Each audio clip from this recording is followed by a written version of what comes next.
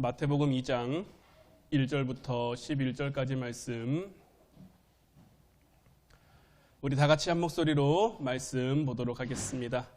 헤롯 왕 때에 예수께서 유대 베들레헴에서 나심에 동방으로부터 박사들이 예루살렘에 이르러 말하되 유대인의 왕으로 나시니가 어디 계시냐?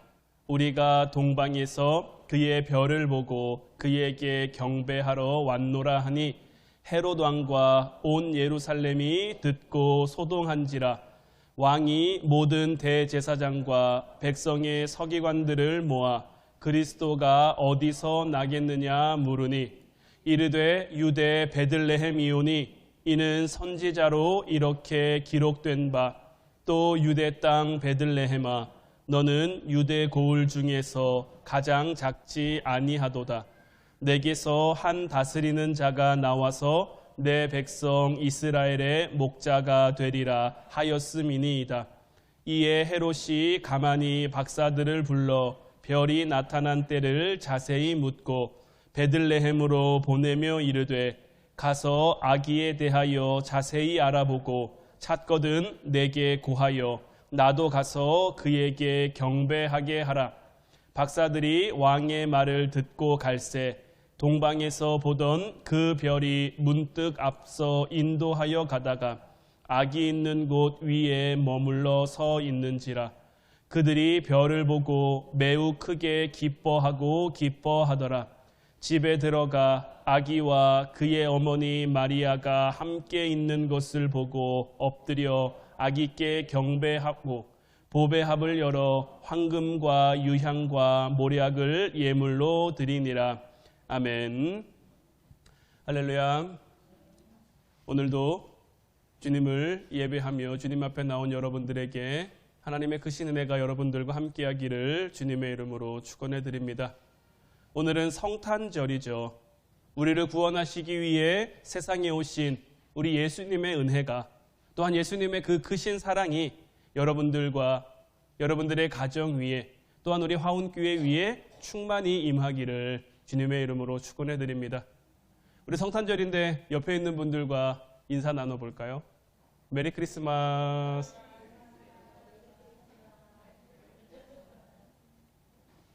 좀 기쁘게 인사하면 안 될까요? 우리 다시 한번 좀 이렇게 웃는 얼굴로 메리 크리스마스. 오늘은 성탄절이죠. 예수님이 우리를 위해 이 땅에 오신, 우리에게 있어서 가장 기쁜 날이고 또한 가장 감사한 날입니다. 그 가운데 오늘은 우리가 특별히 동방박사에 관련된 말씀을 함께 나눴는데, 이 동방박사들은 누구냐? 예수님을 만난 첫 이방인들이다라는 거죠. 하나님께서 먼 동방에서부터 별을 통해 이들을 인도해 주셨고, 하나님의 인도하심 가운데 이들은 예수님께 나아갔으며 예수님이 구주이심을 알고 예수님께 경배한 이들이, 그 가운데 오늘 말씀은 이 동방박사들이 예루살렘에 와서 헤롯과 대화를 나눴는데, 그리고는 예수님을 찾아가는 장면인데, 동방박사들은 왜, 어떻게, 무엇을 위해 이 땅에 왔는지 그 내용들을 살펴보면서 이 동방박사들의 믿음과 신앙을 우리가 함께 나누기를 원합니다. 이 동방박사들이 가지고 있는 신앙의 모습은 어떤 모습이냐? 첫 번째는 예수님을 유대인의 왕이라고 했다라는 거예요. 오늘 본문 2절 말씀을 다시 보면 유대인의 왕으로 나시니가 어디 계시냐? 우리가 동방에서 그의 별을 보고 그에게 경배하러 왔노라. 동방박사들은 이렇게 고백을 하고 있는 거예요. 지금 이 이야기를 누구에게 하고 있습니까? 당시 유대 지역의 분봉 왕이었던 헤롯에게 하고 있는 거예요. 이 동방박사들이 이 유대 땅으로 오면서 헤롯이 이 지역을 다스리는 이 지역의 왕이라는 것을 몰랐을까요? 이 동방박사들은 굉장히 그 시대에 저명한 박사들이잖아요. 굉장히 학식이 높은 사람들이잖아요. 그들은 이 유대 땅을 다스리는 왕이 헤롯이라는 것을 분명히 알고 있었어요. 하지만 그들은 예수님을 가리켜 유대인의 왕이라고 부르고 있는 거죠. 그들이 증언하고 고백하는 이 유대인의 왕이라는 것은 메시아 구세주를 의미하는 거예요. 당시 유대인들은 메시아를 가리켜 다윗의 자손이라고 했고 이에 대응되는 표현이 유대인의 왕인 거예요. 하나님은 동방 박사들을 보내서 힘없는 아기 예수님을 축복했죠. 이것은 사울 왕 때에 다윗에게 기름 부어 새 왕을 준비한 것과 흡사한 거예요. 보이는 왕이 진짜 왕이 아니라 하나님이 함께 하시는 왕이 진짜 왕인 거예요. 이 시대 가운데도 수없이 많은 것들이 하나님의 자리를 대신하려고 합니다. 하나님의 자리를 수없이 많은 것으로 대체하려고 합니다. 하지만 하나님이 함께하지 않으면 그 어떤 것도 그 무엇도 우리 왕의 자리에서 우리를 다스리고 우리를 인도하고 우리를 이끌어줄 수 없다라는 것. 이 동방 박사들의 유대인의 왕이라는 그 고백에는 예수님이 자기들의 통치자이며 하나님 나라 백성들의 주관자이시며 모든 힘과 능력의 기초가 된다라는 그 고백을 담고 있는 것. 이렇게 예수님의 구주되심 그리고 예수님의 왕되심을 고백하는 이들이 동방박사처럼 예수님을 예배할 수 있는 것. 마태복음 16장 16절 말씀을 보면 시몬 베드로가 대답하여 이르되 주는 그리스도시요 살아계신 하나님의 아들이시니이다. 시몬 베드로가 예수님을 향해 주는 그리스도시요 살아계신 하나님의 아들입니다. 이렇게 고백했는데 베드로가 예수님을 향해 이렇게 고백한 장소가 어디냐? 가이사랴 빌립보라는 지역이었어요. 이 가이사랴 빌립보는 어떤 도시냐? 로마 제국에서 유대 땅에 특별히 세운 도시예요. 왜 특별히 세웠느냐? 황제를 위해 세운 도시가 바로 황제를 기념하며 황제를 기리며 세운 도시가 이 가이사랴 빌립보라는 지역이었단 말이에요. 그렇기 때문에 이곳의 주인은 누굽니까? 이곳의 주는 누가 되어야 합니까?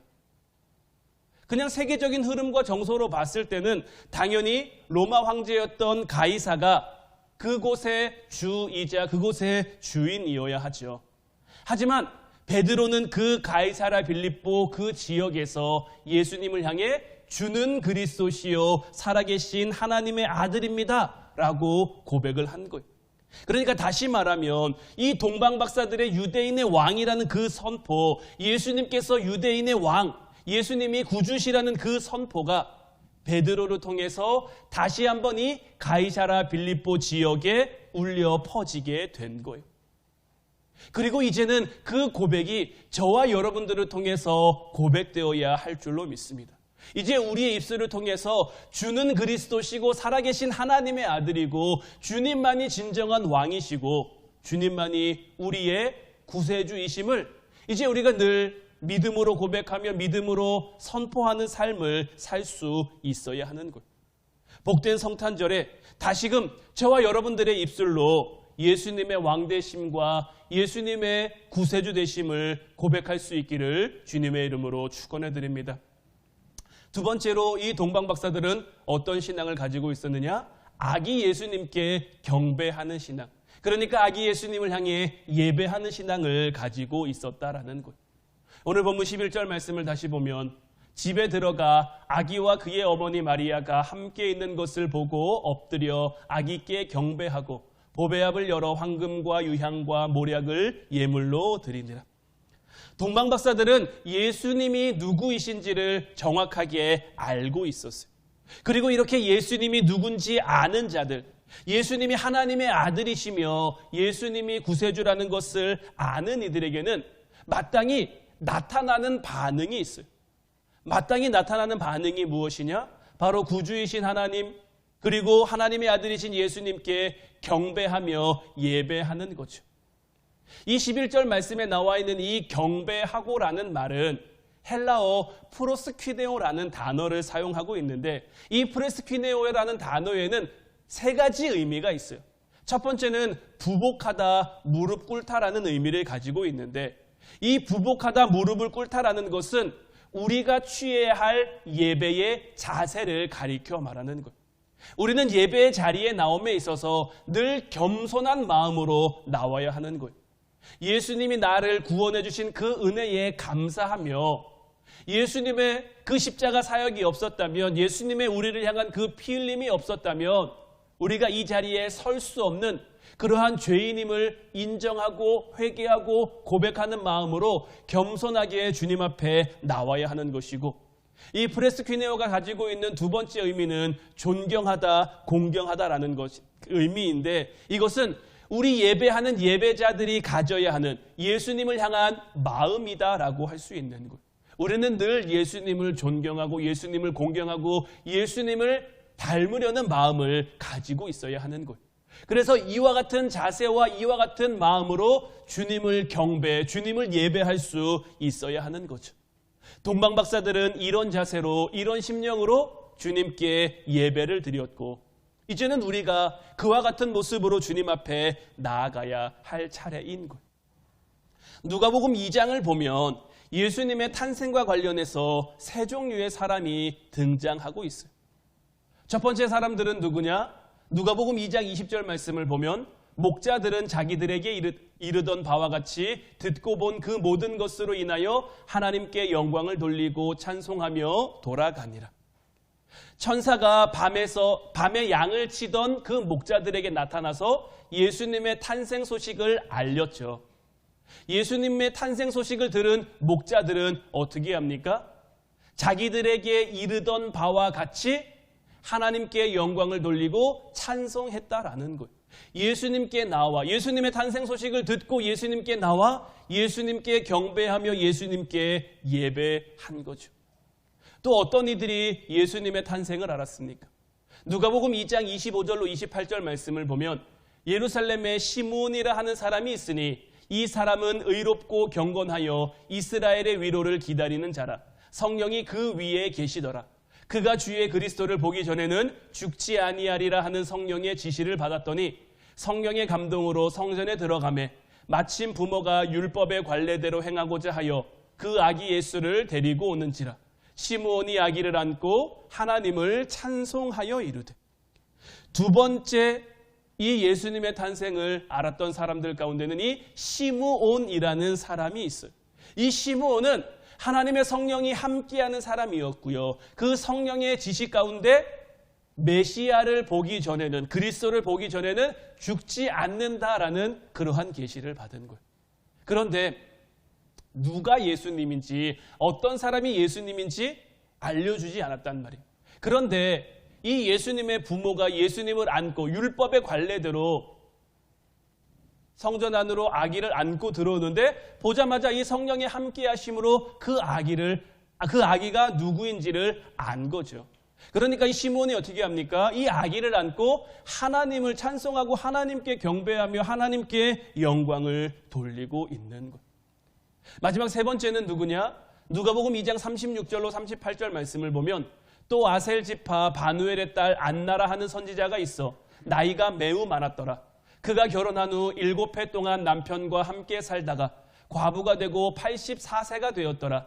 이 사람이 성전을 떠나지 아니하고 주야로 금식하며 기도함으로 섬기더니 마침 이때에 나와서 하나님께 감사하고 예루살렘의 속량을 바라는 모든 사람에게 그에 대하여 말하니라. 마지막 세 번째는 누구냐? 이 안나라는 여선지자예요. 이 안나라는 여선지자도 늘 성전을 가까이 하며 하나님을 예배하며 하나님을 찬양하기에 힘쓰던 사람이죠. 이때 예수님의 탄생을 이 안나라는 여선지자 또한 알게 된 거예요. 그러니 38절을 보면 뭐라고 되어 있습니까? 하나님께 감사하며 하나님께 예배하며 하나님께 영광을 돌리고 있는 거죠. 예수님이 누구인지 아는 이들, 예수님을 만난 이들은 다 어떻게 했습니까? 이처럼 예배의 자세, 영광 돌리는 자세, 경배의 자세를 취했다라는 것. 그리고 이것이 우리가 배우고 따라야 할 삶의 자세인 것. 이제 정말 여러분들의 삶을 통해 온전히 주님을 예배할 수 있기를 주님의 이름으로 축원해 드립니다. 마지막 세 번째는 보배합을 열어 예물을 드렸다라는 것. 11절 말씀 다시 보면 집에 들어가 아기와 그의 어머니 마리아가 함께 있는 것을 보고 엎드려 아기께 경배하고 보배압을 열어 황금과 유향과 모략을 예물로 드리니라. 동방박사들은 예수님을 만나고 예수님께 엎드려 경배하며 예수님을 예배하며 자기들이 준비한 예물이었던 황금과 유향과 모략을 예물로 드렸다라는 거예요. 이들은 마땅히 드려야 할 것이므로 기꺼이 그것을 예수님 앞에 내려놓은 거예요. 온전히 자기들의 정성을 다해 하나님 앞에 예수님 앞에 헌신한 거죠. 예수님을 구주로 고백하는 그 사람들의 모습은 이와 같아야 하는 거예요. 예수님이 우리를 구원하시기 위해 이 땅에 오셨고 하늘 영광 버리고 이 땅에 오셨고 우리의 죄를 사해 주신 그 은혜에 대한 마땅한 감사가 우리에게 있어야 하는 거예요. 그리고 이것을 깨달은 사람들은 감격으로 헌신하게 되어 있는 거예요. 저는 여러분들에게 웬만하면 헌금에 대해서는 설교하지 않습니다. 헌금에 대해 이야기하지 않습니다. 왜냐하면 하나님의 은혜를 깨달으면 하나님의 축복을 깨달으면 동방박사들이 마땅히 드려야 할 것을 드린 것처럼 우리의 삶 가운데도 하나님 주시는 감동 가운데 우리가 마땅히 그렇게 나아가게 될 것이기 때문에 억지로 드리려다가 탈난 아나니아와 삽비라 같은 그러한 인물들도 있죠. 저는 하나님 앞에 드림에 있어서 감사함으로 은혜로 드려야지 억지로 드리는 것은 물론 그렇게라도 헌신할 수 있으면 그것도 감사한 것일 수 있지만 그래도 우리가 이왕 하나님 앞에 드리는 것 예수님이 우리를 위해서 억지로 십자가 지신 게 아니잖아요. 하나님이 우리를 억지로 사랑하시는 게 아니잖아요. 할 수 없어서 우리를 사랑하시는 게 아니잖아요. 하나님은 늘 아낌없는 사랑 우리에게 베풀어 주시며 정말 한량없는 은혜로 우리와 함께 하시니 우리가 그 하나님의 마음을 깨닫는다면 우리가 예수님의 이와 같은 사랑과 구원을 깨닫는다면 우리 동안 그 은혜를 아는 자가 되어 그 은혜를 누리는 자가 되어 마땅히 취해야 할 삶의 자세가 삶의 태도들이 우리에게 나타나게 되는 것. 말씀드린 것처럼 이것을 깨달은 사람들은 동방박사들처럼 감격으로 헌신하게 되어 있는 것. 디모데후서 4장 6절 말씀을 보면 전제와 같이 내가 벌써 부어지고 나의 떠날 시각이 가까웠도다. 이것은 이제 순교를 앞둔 사도 바울의 고백입니다. 사도 바울은 예수님이 누구인지 예수님께서 하신 일이 무엇인지를 온전히 깨달은 사람이죠. 다메섹 도상에서 예수님을 만남으로 그래서 그 예수님에 대해 알게 되므로 그 예수님의 사랑, 예수님의 구원을 깨달아 이제 그는 자기의 모든 삶을 주님께 헌신하는 삶을 살았죠. 그리고 마지막 순교하는 자리에 이르러서는 전제와 같이 내가 벌써 부어지고 나의 떠날 시각이 가까웠다라고 고백을 하고 있어요. 전제라는 것은 하나님께 제사 드리는 한 방법으로 포도주나 피를 쏟아 부어서 드리는 제사를 가리켜 말하는 거예요.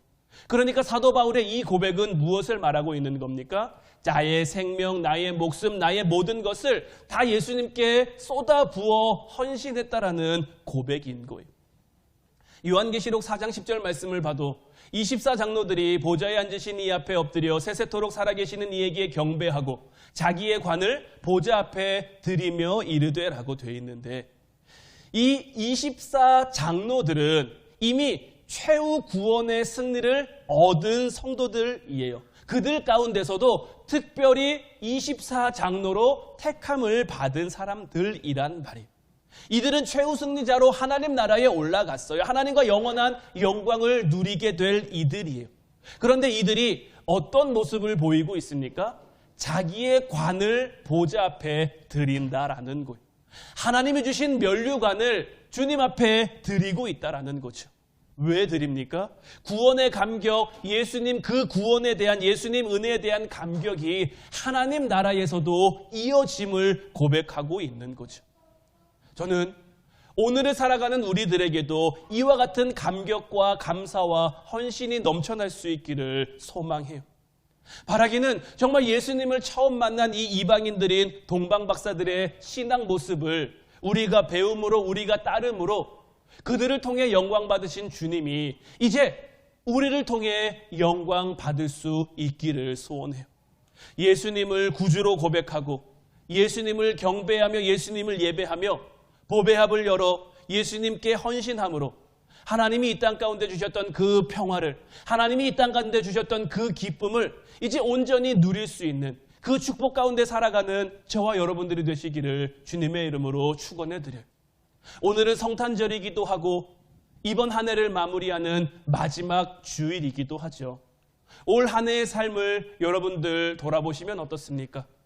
물론 아쉬운 순간도 있었을 것이고 조금 후회되는 순간들도 있었을 것이고 여러 가지 모자라고 부족한 점도 있겠지만 우리의 한 해를 가만히 되돌아보면 그래도 부어주신 하나님의 은혜가 얼마나 큰지 깨달을 수 있으실 거예요. 부어주신 하나님의 사랑이 얼마나 큰지를 우리가 충분히 느낄 수 있을 거예요.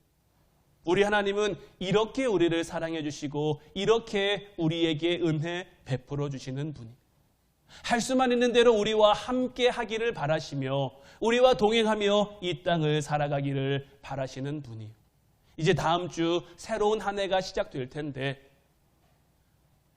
예수님의 오심을 기뻐하며 감사하며 이제 이 동방박사들의 믿음과 신앙으로 새로운 내년 한 해를 결단하는 저와 여러분들이 되기를 바라요. 우리가 이렇게 한 해를 마무리하고 새롭게 결단함으로 주님 앞에 나아가면 하나님이 주시는 은혜와 평강이 가득한 한 해가 될 줄로 믿어요. 늘 주님 주시는 은혜와 축복을 풍성히 누리며 살아가는 저와 여러분들 되시기를 주님의 이름으로 축원해 드립니다. 기도하겠습니다.